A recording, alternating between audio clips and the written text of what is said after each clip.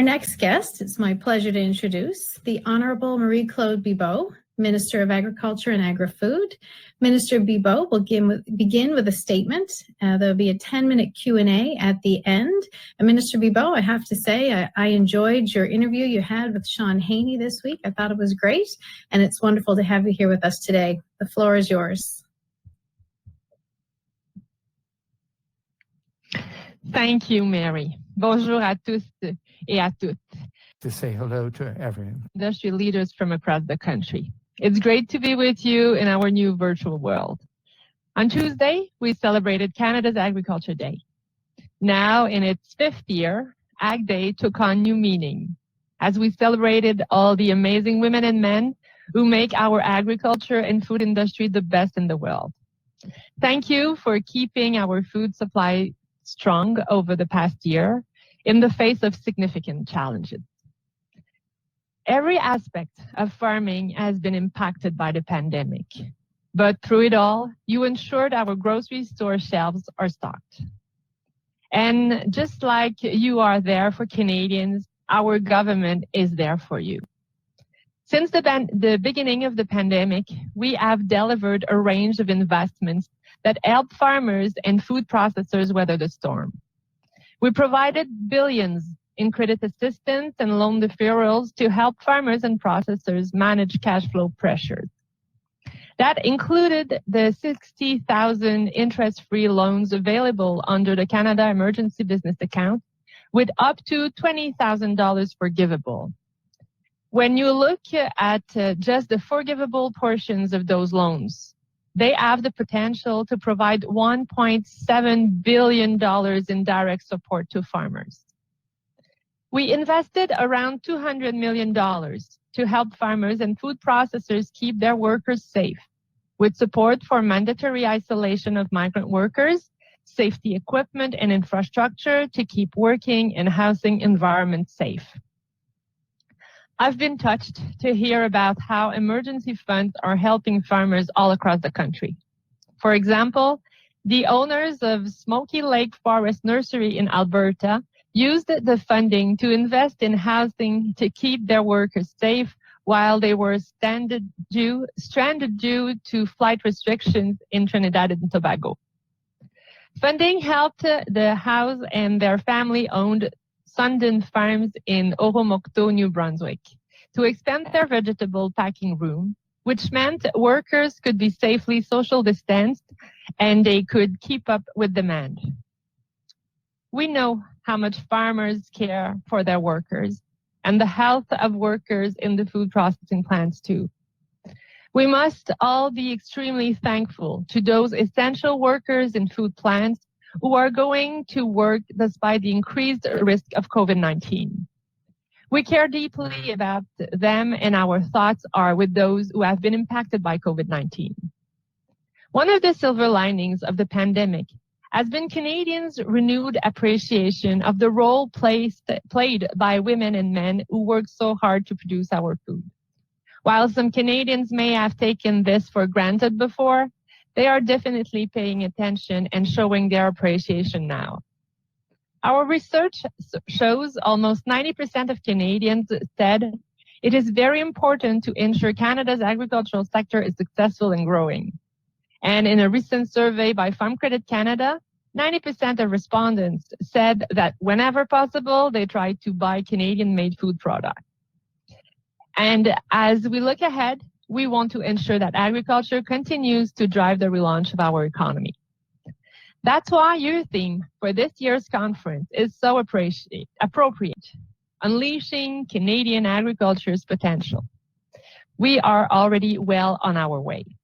Today, our department released its farm income forecast. We are forecasting record farm income for both 2020 and 2021. Net cash income is expected to have posted an increase of 20% for 2020, largely thanks to the strong grain receipts. And it's expected to rise another 7% for the coming year. Farm family incomes are also forecast to rise along with equity. And farm expenses are expected to rise, but at a much lower rate than in the past. Of course, as we know, there have been challenges in certain sectors, particularly due to COVID. I'm thinking of our livestock producers who continue to be affected by plant shutdowns or horticultural producers who had labor challenges. The government will continue working with provinces and industry partners to address these challenges. And there's more good news on the export front. Last year, in the middle of the global pandemic, Canadian farmers and food processors exported almost $74 billion in agri-food products. That's an increase of over 10%, or almost $7 billion. We are on track to meet and beat our target of $75 billion in agri-food exports by 2025. More exports are good news for farmers, and they are good news for Canadians because exports drive 1 in 5 jobs in this country. Another key component to unleashing Canadian agriculture centers around value-added production. Just as Dominique Barton highlighted in his speech during Canadian Agriculture Day, there is so much potential for Canada to become a world leader in exporting more value-added products. The protein industry supercluster continues its momentum, rolling out exciting new value-added products, such as the new protein supplement for recovering hospital patients and athletes. We announced a few weeks ago, along with Hamilton University and 2 Ontario companies. While markets and demand are strong, our hard work continues. We continue to diversify our trade in key markets around the world. Last month, we concluded the trade continuity agreement with the UK, and we are opening consultations on an agreement with Indonesia. We've seen significant export growth resulting from our agreements to Europe and Trans-Pacific countries. Nous respectons aussi notre engagement envers les... We also respect our commitment to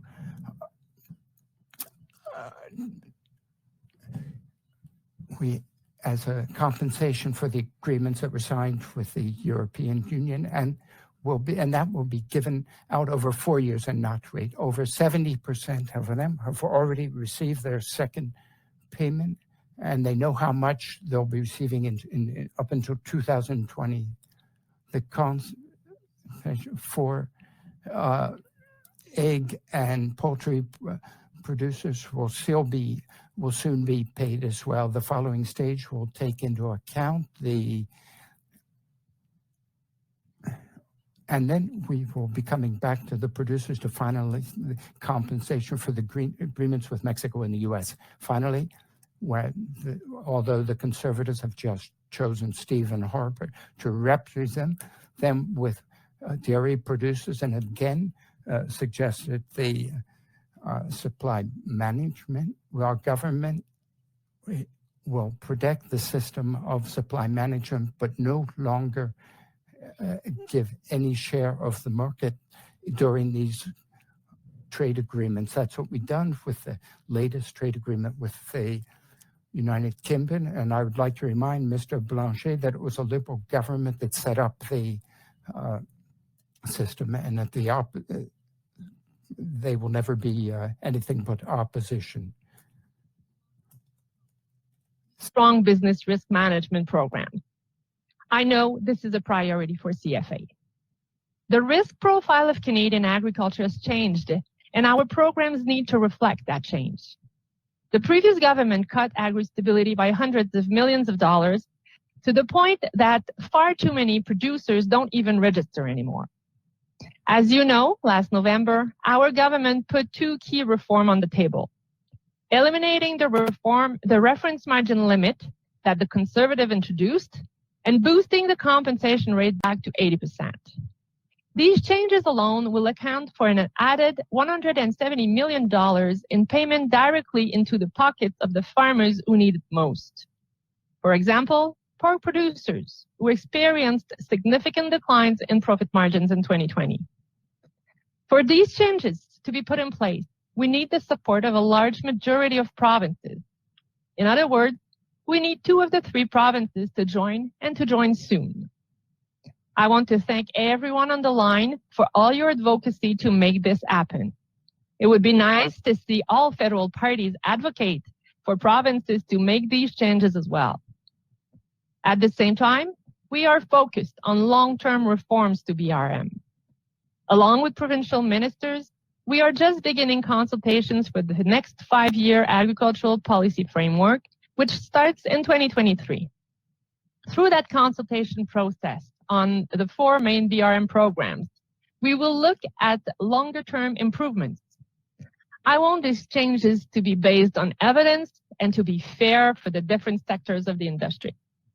However, consultations on longer-term fixes to the BRM programs should not come at the expense of the short-term fixes to agri-stability that farmers are asking for today. Producers and processors across the country remain concerned about the labor shortages again this year. We worked hard to help migrant workers arrive last year, and we're doing all we can to make sure temporary foreign workers arrive this year timely and safely. We are currently working closely with each province to put in place the appropriate health protocol for migrant workers upon their arrival and for their 14-day isolation period. I want to reassure farmers that they will keep receiving the $1,500 support for each worker. Les travailleurs étrangers temporaires sont absolument essentiels au Foreign workers are fundamental for our farms and for our processing plants and for the health of our program. To ensure their security,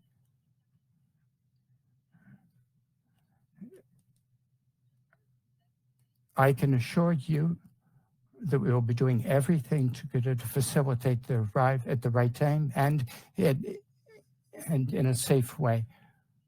Canadian producers will be ready to relaunch our economy.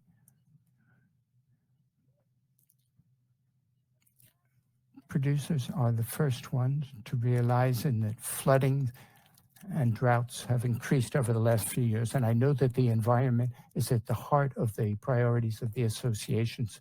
The ecological practices are also good business practices. Our government has presented an ambitious program on the world level. Sustainable development is increasing, and we can soon become a world leader in this field. With our new program, we will invest $365 million in programs that will help farmers to adapt the best environmental practices. Another aspect of this is the new standard on clean fuel. The canola producers would have a share that's the same size as Japan's. Climate change on our environment and our economy. But we are listening to farmers. We know the challenges and opportunities better. They know, the farmers know the challenge and opportunities better than anyone. That's why our government is committed to a path forward that further support farmers in the fight against climate change and the unique challenges they face. Our government is committed to new rebates for on-farm fuel use, such as grain drying, in order to both support our food producers and also encourage new investments in sustainable technologies that go beyond existing exemptions for farm fuels and rebates for greenhouses. In addition, our government will make grain drying and barn heating a priority focus under the new $165 million Agriculture Clean Technology Fund. The program will invest in energy efficiency, fuel switching, and other new technologies on farms. It will be launched in the coming months. These commitments build on our government's impending launch of $185 million Natural Climate Solutions for Agriculture Fund, which will also be launched in the coming months. We are also proposing a greenhouse gas offset system that will give farmers recognition and revenue credits for carbon sequestration. In the coming weeks, those regulations will be published for consultation, and one of the first areas of focus is carbon sequestration in soil. I encourage you all to participate in those consultations. We will continue working in partnership with farmers to ensure they remain competitive and that our water, air, and soil are sustainable for generations to come. So, Mary and the team, I thank you for all you do for Canada. We have made good progress together, but we have a lot of work ahead of us. Working together in a spirit of openness and collaboration, we will continue to unleash the power of Canadian agriculture. I wish everyone a successful season 2021. Thank you. Thank you, Minister Bibeau. We are now going to open the floor up to questions, and Matt Houston will be reading the questions as they come in through the chat function. The instructions are on the screen for anyone who would like to ask a question of the minister. And with that, Matt, I'll ask, do we have a question? Yes, the first question from the floor is from the UPA. For several years, the Fédération de la Relève Agricole du Québec has been asking for changes to the tax law in order to make the transfer of related and unrelated farms fairer from a tax point of view. We know that establishing a lasting solution to this problem is part of the mandate letters, and we believe that Bill CT-208 will fix the situation. However, it does not have the support of the Liberal government. Do you commit to supporting the bill, and if not, what would be the solutions to resolve the related transfer tax inequities according to you? Oui, alors merci pour la question. Thank you very much for the question. We are absolutely committed to correct the tax situation and facilitate the intergenerational transfer for family members, but we have to be clear. With private bills, very often they go very far with their title, but how the proposal is made, we are trying to work in a way that will be the right one and to provide for these intergenerational transfer. To facilitate intergenerational transfer amongst family members, and Minister Freeland and Minister of Finance and Vice Prime Minister and myself are working on that right now. The next question is from Bill Campbell from Keystone Agricultural Producers. He asks, will your government ensure producers' rights are protected under the Canadian Grain Act review? Absolutely. You know that we have launched the consultations officially a couple of weeks ago, and I really look forward to listen to the different stakeholders. But you have seen the recent nomination we've made, who are at the head of the commission. They are definitely people who know the sector quite well. They are very supportive of the producers' approach, and they understand actually the needs of the producers. And I'm looking at this consultation and the changes of this law with a very open-minded, and I'm really looking forward to see what the consultations will bring to us. The next question is from Steve Funk of MNP. The federal offer for beneficial changes to agri-stability currently remains on the table. In the meantime, the deadline to sign up for the 2021 agri-stability of April 30th is quickly approaching.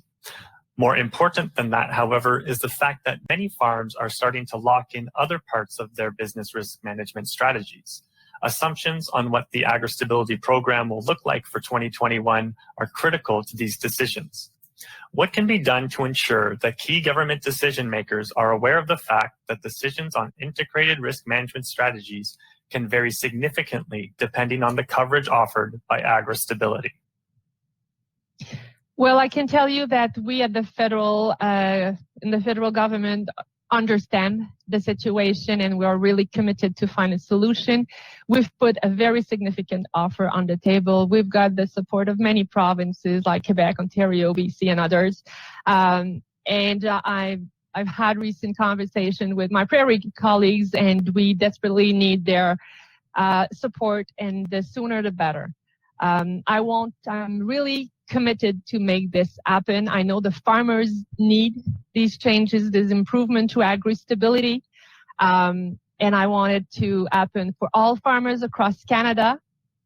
So, and on one side, I wouldn't want to, I wanted to happen with everyone, so I'm still confident that the prairie will come along, but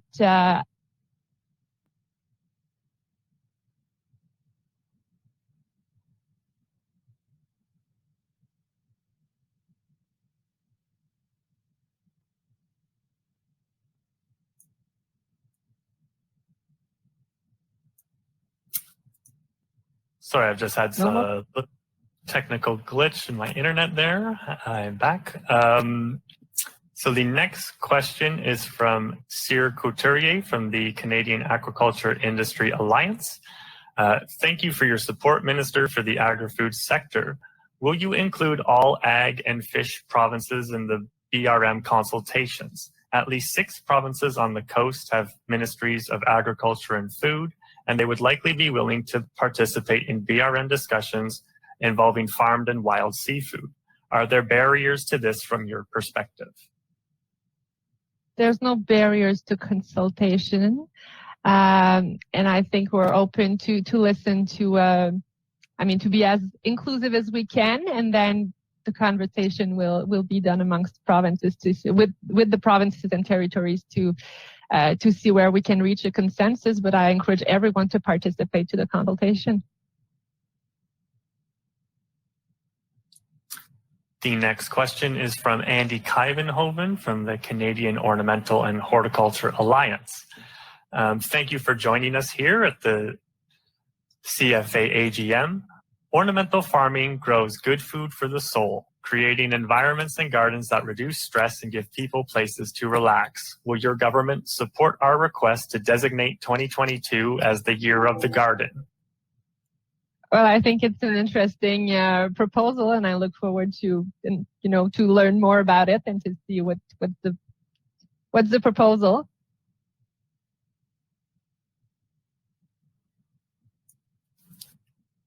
Okay, the next question is from Nick Langelar. The carbon tax is an increasingly crippling tax to those ag sectors that need large amounts of energy to grow food in our colder climate. Some agriculture sectors have been exempted, but the broiler chicken sector is not. This is a tax that is unfairly implemented. Would you support a private member's bill to exempt the carbon tax for farm gasoline, propane, and natural gas?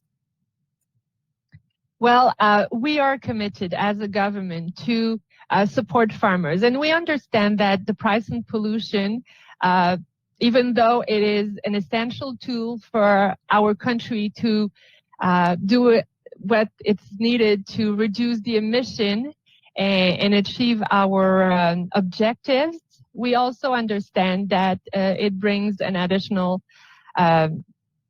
financial burden to farmers, and that the technology is not ready, is not available yet to make significant improvement in the equipment. So our commitment is to look into rebates that will, in addition to the on-farm fuel that is already exempted and the rebate that is already has already been put in place for greenhouses, we will be looking at additional rebates for other fuels that are being used on farm, like for grain drying is a good example, but also barn heating.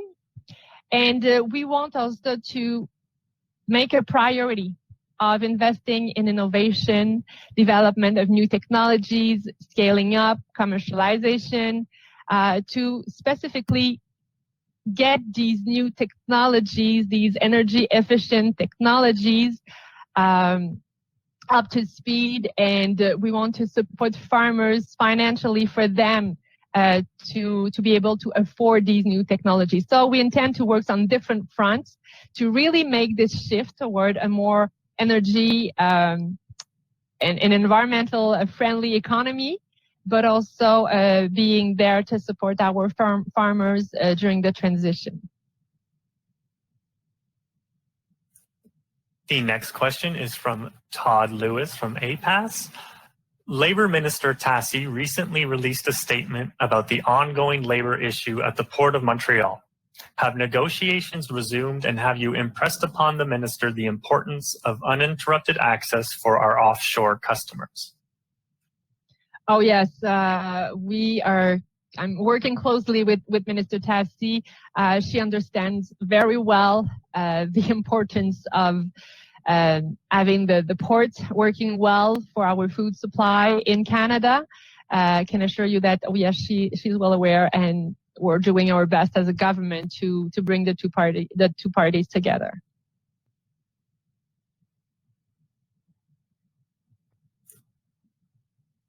Okay, the next question is from Chris DeWall. Given the weaknesses in regional supply chains exposed by COVID-19, will your government commit to regional resiliency as a priority in the next policy framework? And will you further commit to an increased latitude for provinces in their delivery of these funding programs? Absolutely. This is something that I've started noticing when I first became Minister of Agriculture 2 years ago already, and traveling across the country. That was something that was raised everywhere, in every part of the country. And still, through COVID, it's still being raised virtually, but I think COVID has shown us the strength of our sector, but also where the weaknesses are.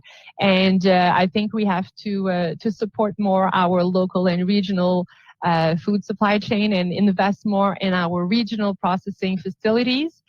You might have noticed that it is now in my mandate letter. It has been mentioned in the speech from the throne. So just to show you how we got the message clear, and we made it a priority. So yes, while we will be discussing with the provinces through the Canadian agricultural partnerships and transferring money to the provinces, this will definitely be an area of focus.